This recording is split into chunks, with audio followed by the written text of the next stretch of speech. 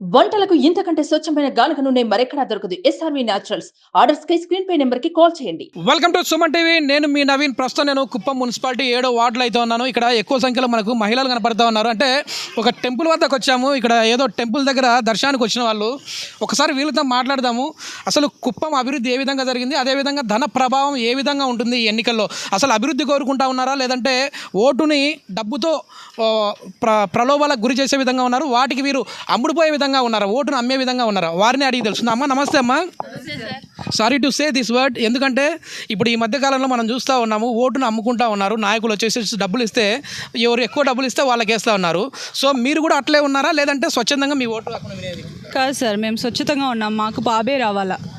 ఎందుకంటే ఇది 5 ఏళ్ళలో మాకేమి అభివృద్ధి జరగలేదు. మాకు ఏమి ఇస్తున్నారు, అమ్మఒడి ఇస్తున్నారు. అది కూడా ఎవరికి ఇంట్లో ఒకరికి ఇస్తూ ఉన్నారు. ఎవరో ఒకరికి వాళ్ళకి వాళ్ళ పార్టీ వాళ్ళకి వెతికి మరీ ఇస్తూ ఉన్నారు. మిగతా వాళ్ళకి ఎవరికి ఏది అది అందుతూ ఉండలేదు. సో మాకు బాబు రావాలా. అందుకే ఇప్పుడు వేరే పార్టీ వాళ్ళు వచ్చేసేసి 4,000, 5,000, 10,000 ఇచ్చారనుకోండి అమ్మ, ఇంట్లో వచ్చేసేసి ఒక 4 ఓట్లు ఉన్నాయంటే ఎట్లాగో వీళ్ళు మనకు డబ్బులు ఇచ్చారు కదా అని చెప్పి ఒక 2 ఓట్లు అటు 2 ఓట్లు ఇటు పడే విధంగా ఉన్నాయా, లేదంటే పూర్తి స్థాయిలో ఎవరు అభిమానిస్తూ ఉన్నారో వాళ్ళకే వేసే విధంగా? అభిమానించే వాళ్ళు సార్, ఓటేసామని అనుకుంటున్నాం సార్. అంటే అక్కడ వేయకుండా ఇక్కడ వేయకుండా, అంటే డబ్బుకు మీరు మీరు అమ్ముకుంటున్నారంటే వాళ్ళు మనుషులు కాదేమో. ఓటు వాళ్ళు సొంత హక్కు, వాళ్ళు వినియోగించడం ఎలా వినియోగిస్తారో అది వాళ్ళ పవర్. 5 ఏళ్లలో వాళ్ళ భవిష్యత్తు మారుతుంది అనుకుంటే వాళ్ళు ఓటును వినియోగించుకుంటారు. అది వాళ్ళు అనవసరంగా వినియోగిస్తే వాళ్ళ లైఫ్ పోతుంది. అది తెలుసుకొని ఓటు వేయాలని అందరినీ కోరుకుంటున్నారు. ఎందుకంటే ఇది ఒక పార్టీ గురించి కాదమ్మా. ఎందుకంటే ఏ నాయకుడు వచ్చినా మహా అంటే ఓటుకు 5,000 ఇస్తారు. 5,000 రూపాయలు అంటే ఈ 5 సంవత్సరాలకు గాను రోజుకు ₹1 ఇస్తూ ఉన్నారు మనకి, 50 పైస్. సో దానికోసం అని చెప్పేసి ఓటును అమ్ముకోకండి. స్వచ్ఛందంగా మీరు ఎవరైతే అభిమానిస్తూ ఉన్నారో, ఎవరి వల్ల అయితే అభివృద్ధి జరుగుతుందని మీరు నమ్ముతారో అట్లాంటి వారికి ఓటు వేయాలి అని చెప్పేసి చెప్తా ఉన్నాము. సో ఇదంతా కూడా ఒక అవేర్నెస్ తీసుకొని రావడానికి మాత్రమే ఈ ప్రోగ్రామ్ చేస్తూ ఉన్నాం మేము. ఎందుకంటే భారత రాజ్యాంగం మనకు కల్పించిన హక్కు ఓటు ద్వారా మనం నాయకుల్ని ఎన్నుకోవడం అనేది. మీ పేరమ్మా? శృతి. మీరేం చేస్తూ ఉన్నారు? ఓటానికి వచ్చిందా? లేదు, ఇంకా రాలేదు. కానీ ఎవరు వస్తే బాగుంటుంది అనుకుంటా? చంద్రబాబు. బాబు వస్తుంది.